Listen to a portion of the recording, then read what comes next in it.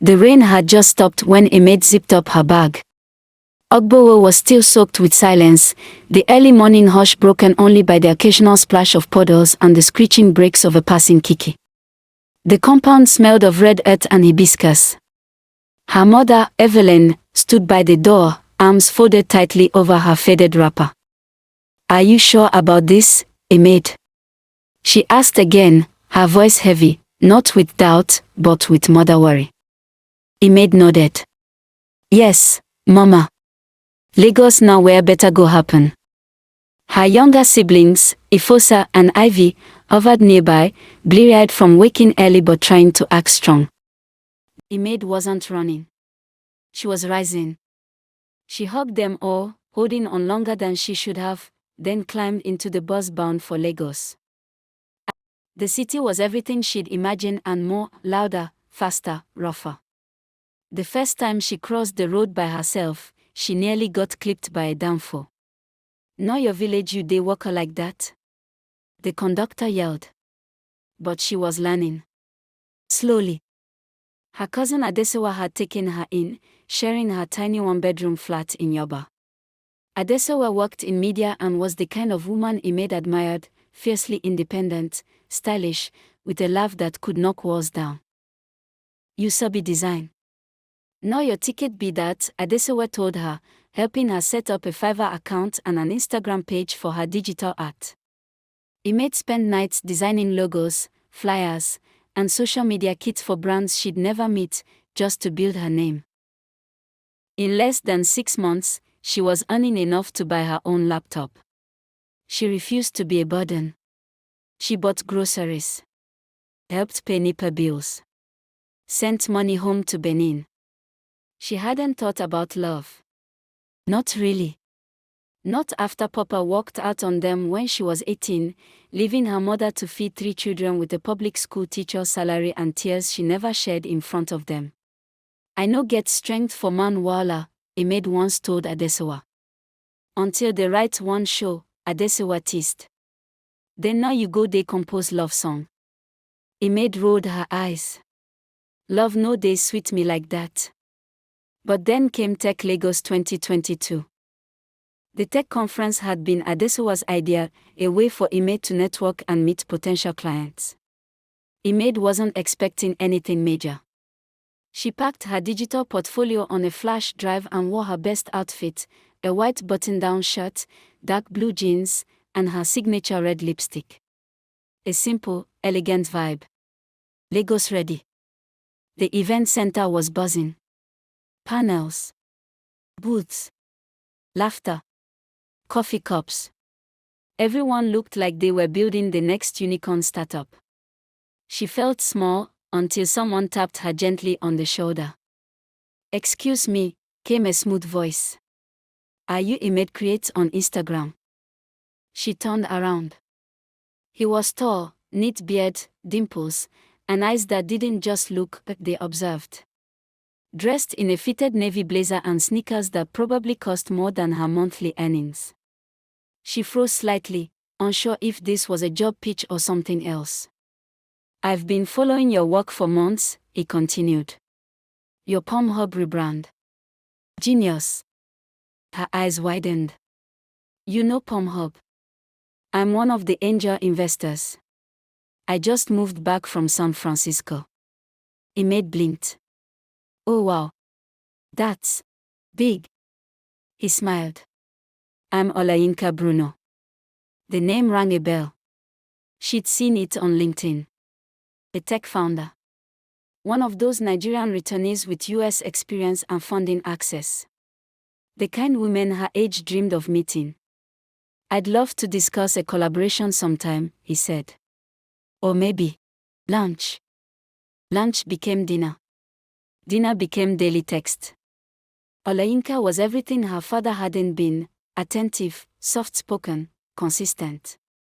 He sent her morning messages, "Thinking of your smile today." He sent flowers to her co-working space. He reposted her designs with captions like, "Marrying brilliance is a flex." By the 3rd month, he was calling her Ayawomi. "I've never met someone like you," he whispered during a rooftop dinner in 6. You're the calm in my storm. Imed laughed, half shy. And you're the noise in my quiet. They were married within the year. Their wedding was a blend of dreams and dust, elegance and tradition. The church ceremony took place in Lagos, a soft Saturday morning filled with white lilies, silver lace, and gospel songs that made even strangers weep. Olayinka's family arrived in style, flowing agbadas, gaily tied to perfection, phones out capturing every step, every smile. Imed's family traveled down from Benin. Her mother looked regal in her deep blue wrapper. Her siblings, Ifosa and Ivy, flanked her side, proud and teary-eyed. "She's the first bride from our house," her mother whispered to one of her church friends.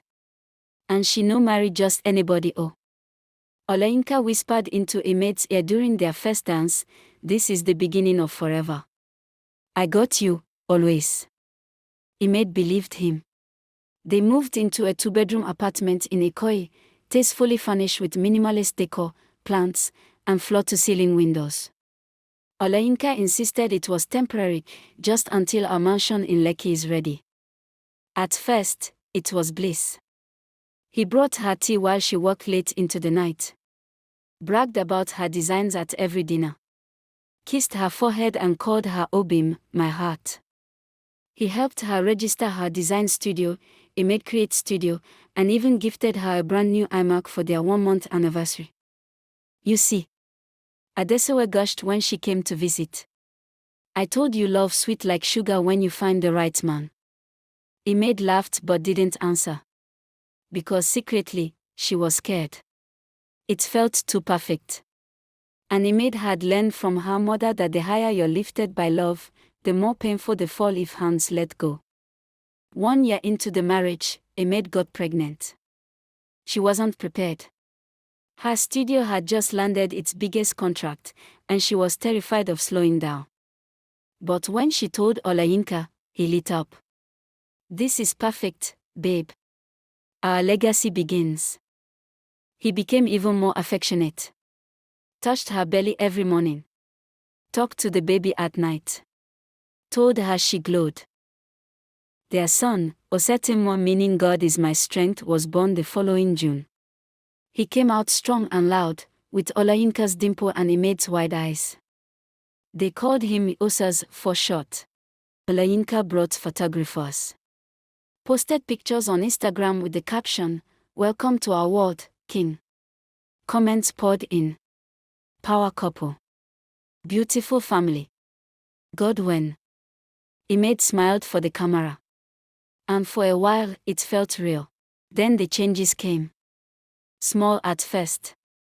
"You're wearing that to the office," he said one morning, eyeing her fitted black dress.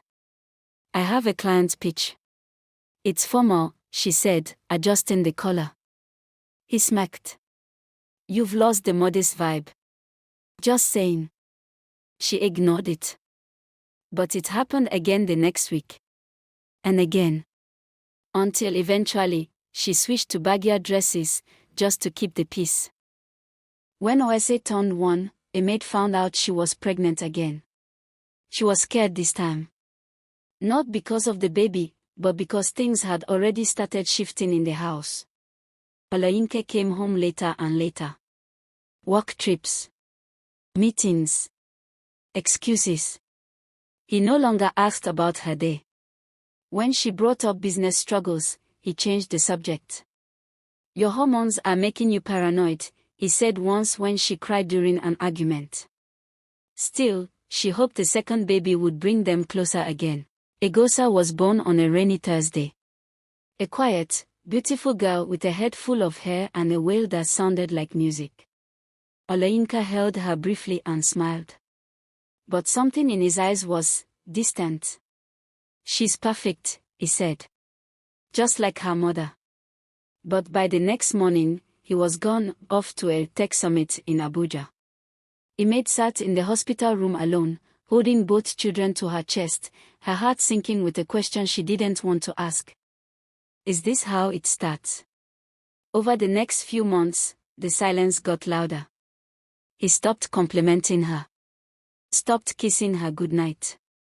When she asked if everything was okay, he'd sigh. Imed, please. I'm trying to build a future. Can I focus?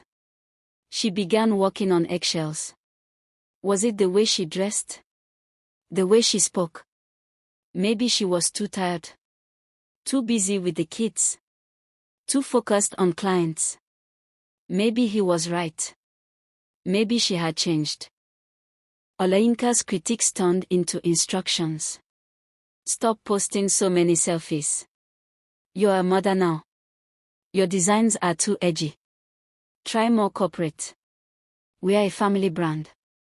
You shouldn't be talking to male clients on WhatsApp at 9 p.m. He controlled the narrative, and slowly, her world. When she pushed back, he laughed. Why so sensitive? I'm just helping you grow. Isn't that what good husbands do? Gaslighting became a daily sport. If she brought up his absence, his mood swings, his neglect, he'd act confused. You always find fault with me. I should be the one complaining. I'm the one providing everything. But that wasn't true. Imed was working too. Late nights. Baby on one arm, laptop on the other.